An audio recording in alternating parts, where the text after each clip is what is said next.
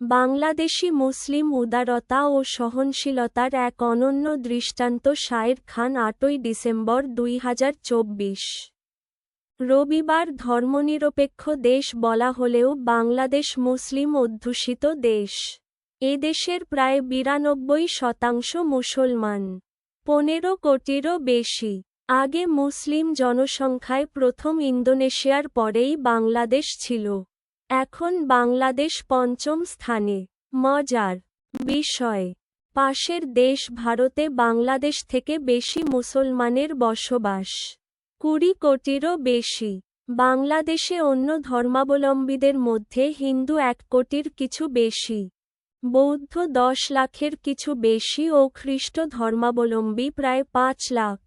বিশ্ব স্বীকৃত মুসলিম দেশ বাংলাদেশ OIC-র সদস্য। একটা দেশ সম্পর্কে ফ্ল্যাট ধারণার জন্য উপরের চিত্রটা যথেষ্ট, কিন্তু একটা দেশকে শুধু অঙ্ক দিয়ে চেনা যায় না। ব্যক্তি মানুষের যেমন চরিত্র থাকে, দেশ জাতিরও তেমন চরিত্র থাকে। দেশের চরিত্র বা চেহারায় সেই দেশের সংখ্যাগরিষ্ঠ মানুষের বিশ্বাস বা আদর্শের ছায়া থাকে। তা হতে পারে রাজনৈতিক, ধর্মীয় বা সাংস্কৃতিক। যেমন চীন বললেই অনেকে ভাবেন বৌদ্ধ দেশ। আসলে সেখানে ৩৩% মানুষ বৌদ্ধ, বাকি সব অবিশ্বাসী বা অন্য ধর্মের। চীন কমিউনিস্ট দেশ হিসেবেই বেশি পরিচিত। একই কথা রাশিয়ার জন্য। রাশিয়া ভাবলেই মনে হয় সমাজতন্ত্র। সৌদি আরব বা ইরান বললেই রক্ষণশীল ইসলাম ভেসে ওঠে। যদিও এদের মধ্যে কিছু সাংস্কৃতিক ও রাজনৈতিক পার্থক্য আছে। আমাদের দেশের অনেকেই পাকিস্তানে কট্টর ইসলাম দেখতে পান, অথবা দেখতে চান। ক্রিকেট শক্তি হিসেবে উদয় না হলে এখনও অনেকে আফগানিস্তানকে ভিন্ন চোখেই দেখতেন। ভুটান বললেই একটা পাহাড়ি অবয়ব ভেসে ওঠে। বিশ্বের একমাত্র হিন্দু দেশ নেপাল। অথচ ভারতকে মানুষ ভাবে হিন্দুত্ববাদের তীর্থস্থান। এর কারণ, ভারত পরিচয়পত্রে নিজেকে সেকুলার বললেও দৃশ্যমান হয়েছে হিন্দু দেশ হিসেবে। স্ক্যান্ডিনেভিয়ান দেশগুলো যেমন সুইডেন, নরওয়ে, ফিনল্যান্ড বললেই মনে হয় সুশীল দেশ। সুদান অথবা সোমালিয়া বললেই অনেকে চমকে ওঠেন। অথচ দক্ষিণ আফ্রিকা বললে মনে হয় বেশ উন্নত। আর্জেন্টিনার একটা রাজনৈতিক চরিত্র থাকলেও ব্রাজিল বলতেই মানুষ বোঝে ফুটবল আর সাম্বা। ভ্যাটিকান সিটি মানেই খ্রিস্টান দেশ। আবার খ্রিস্টান অধ্যুষিত হলেও আমেরিকা ব্রিটেনকে কেউ খ্রিস্টান দেশ বলে না। কেউ বলে উদার দেশ, কেউ বলে বিশ্ব মূল্য। সোজা কথা, ভিন্ন ভিন্ন দেশের ভিন্ন ভিন্ন চরিত্র আছে। বাংলাদেশের বেশিরভাগ মানুষ মুসলিম, তাই এদেশের সংস্কৃতি বা জীবনাচারে মুসলিম প্রভাব থাকবে। এটাই স্বাভাবিক। অনেকে সংস্কৃতি ও সাংস্কৃতিক কর্মকাণ্ডকে এক ভাবেন। আসলে তা না। সংস্কৃতি হচ্ছে একটা দেশের বেশিরভাগ মানুষ নিয়মিত যা দেখে, শুনে, চিন্তা বা চর্চা করে সেটা। এটা সত্যের ওপর দাঁড়ানো। আর সাংস্কৃতিক কর্মকাণ্ড হচ্ছে আপনি সাংস্কৃতিক ইভেন্টের মাধ্যমে যা দেখান সেটা। সাংস্কৃতিক কর্মকাণ্ড হতে পারে সত্য, আংশিক সত্য বা মিথ্যা। উদাহরণ দেই, ঢাকাকে বলা হয় মসজিদের শহর। ঢাকায় ৫ বেলা আজান হয়। আপনি ঢাকার যেখানেই থাকেন, আজান শুনবেনই। এটাই সংস্কৃতি। আর আপনি কোনো সাংস্কৃতিক ইভেন্টে ঢাকার কিছু দেখাতে গিয়ে আজান বা মসজিদ নাও আনতে পারেন। সেটা হবে ঢাকা সম্পর্কে আপনার ন্যারেটিভ, সংস্কৃতি না। আজান বিষয়ে আমার টিভি নাটক শুটিংয়ের এক ইন্টারেস্টিং ঘটনা মনে পড়ল। তখন আমি নতুন নতুন ডিরেকশন দিচ্ছি। শুটিং চলাকালে লক্ষ্য করলাম আজান শুরু হলেই যন্ত্রচালিতের মতো শুটিং বন্ধ হয়ে যায় আমার অনুমতি ছাড়াই। জিজ্ঞাসা করাই বলে আজান হচ্ছে, যেন এটাই শুটিংয়ের অলিখিত আইন। প্রথম ভেবেছিলাম ধর্মীয় রীতিকে সম্মান করে। পরে বুঝেছিলাম অডিও ইস্যু। আমরা টিভি নাটক শ্যুট করার সময় ভিডিও আর অডিও একসঙ্গে নেই। আজানের শব্দ নাটকে ঢুকে যাবে। সেজন্য আজানের সময় শুটিং বন্ধ রাখা হয়। আমি প্রশ্ন রাখলাম, আমরা বাস্তব জীবনে কি আজান শুনি না? তাহলে নাটকে না কেন? এই যে আজান শোনা গেল এটা সংস্কৃতি আর আপনি আজান না শুনিয়ে গল্পটা শোনালেন এটা সাংস্কৃতিক কর্মকাণ্ড। নিজস্ব ন্যারেটিভ। মসজিদের শহর ঢাকার টিভি নাটকগুলোয় দূর থেকে আসা আজান খুব একটা শোনা যায় না।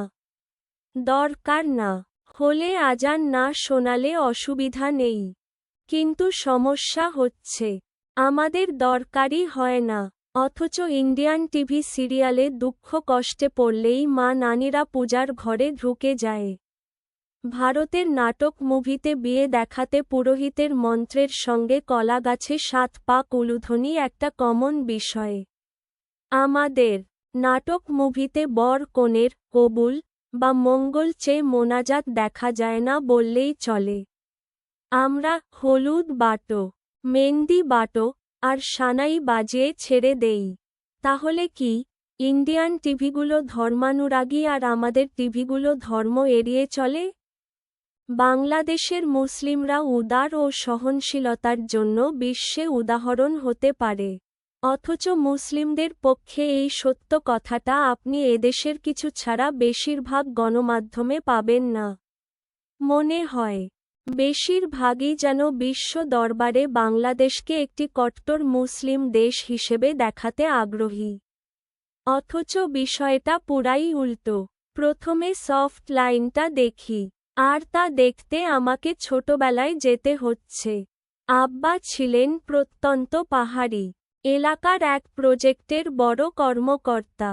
কর্মচারীদের কাছে ভীষণ জনপ্রিয় ছিলেন। খান সাহেব মানে আব্বা।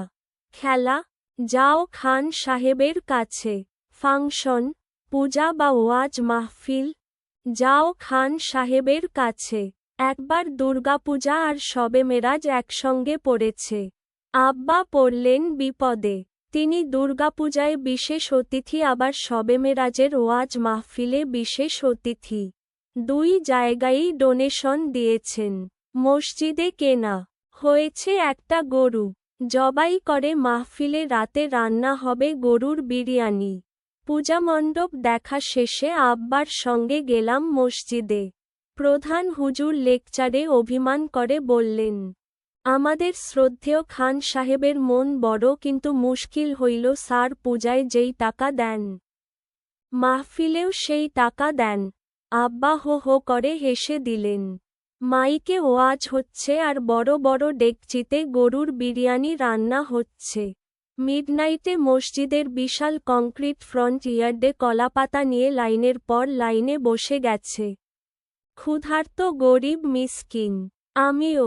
আব্বা জানতেন না আমি আছি দেখে আবারও হো হো করে হেসে বলেন, বেটা তুই বাসায় যাস নাই?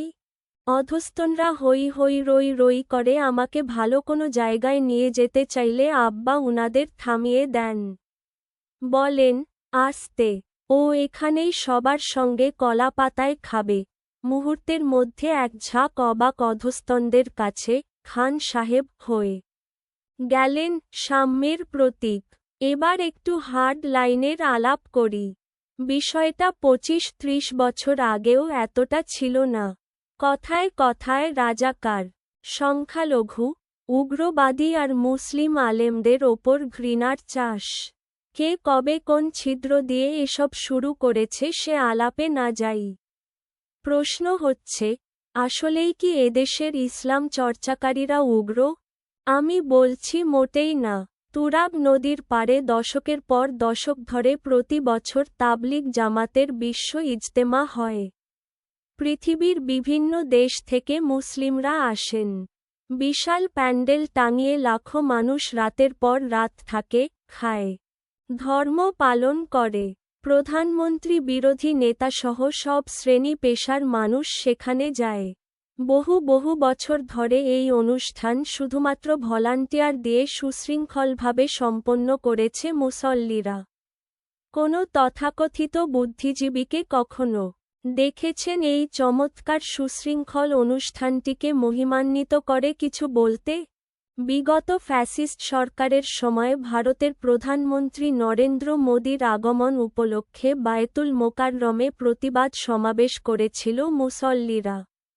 গুলি করে তাদের ২২ জনকে মেরে ফেলল পুলিশ। গ্রেপ্তার হল হাজার হাজার আলেম। সহনশীল থাকল মুসলিমরা। প্রতিবাদ সমাবেশ কি উগ্র কিছু? প্রায় ১০ বছর আগে মতিঝিল শাপলা চত্বরে শান্তিপূর্ণ অবস্থান প্রতিবাদের ওপর চলেছিল গণহত্যা। শান্তিপূর্ণ সমাবেশ কি মুসলিম উগ্রবাদ? বিগত ২ দশকে বাংলাদেশে মৌলবাদী আর সংখ্যালঘু বিষয় দুটোর বেশ অপব্যবহার হচ্ছে। অথচ সংখ্যাগুরু মুসলিমরা এ বিষয়ে সহনশীল। উদাহরণ দেই, ২০০৬ সালের ২৮শে অক্টোবর এক রাজনৈতিক হত্যাকাণ্ডে জনৈক বাপ্পাদিত্য বসু একজনকে পিটিয়ে মেরে সেই লাশের উপর নৃত্য করেছিল। কখনো কোনো মুসলিমকে বলতে শুনেছেন যে একজন হিন্দু একজন মুসলিমকে মেরে তার লাশের উপর নৃত্য করেছে? বরং বলা হয়, মানুষকে সাপের মতো পিটিয়ে তার উপর নৃত্য করা হয়েছে।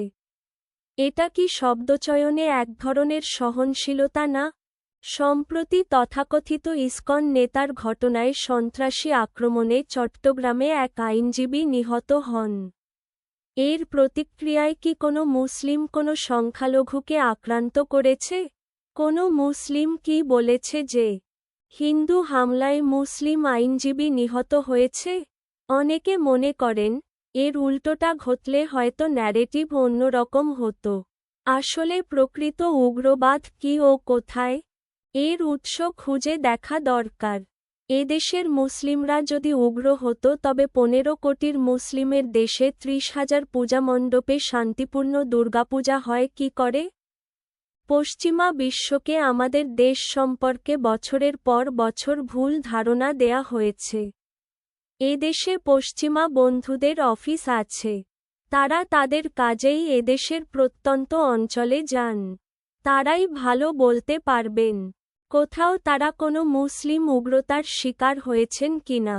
আমি শিওর হননি, বরং সম্মানিতই হয়েছেন। মজার একটা উদাহরণ দেই, শাহবাগে সাকুরা নামে একটা পর্যটন বার ও রেস্টুরেন্ট আছে। বহু পুরনো। মজার বিষয়, এই পানশালার গাড়ি পার্কিংয়ের সঙ্গেই আছে একটি বহুতল আবাসিক মাদ্রাসা। এটাও বহু পুরনো।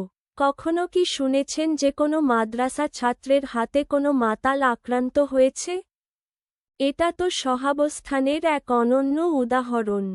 সংখ্যাগরিষ্ঠ মুসলমানের এই বাংলাদেশে মুসলমানরা ভিন্ন ধর্মাবলম্বী স্বদেশীদের সঙ্গে যেভাবে শান্তিপূর্ণ সহাবস্থান করে, তা একটি অনুকরণীয় দৃষ্টান্ত।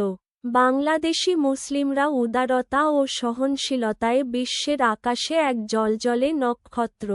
লেখক, নাট্যকার, ফিল্মমেকার।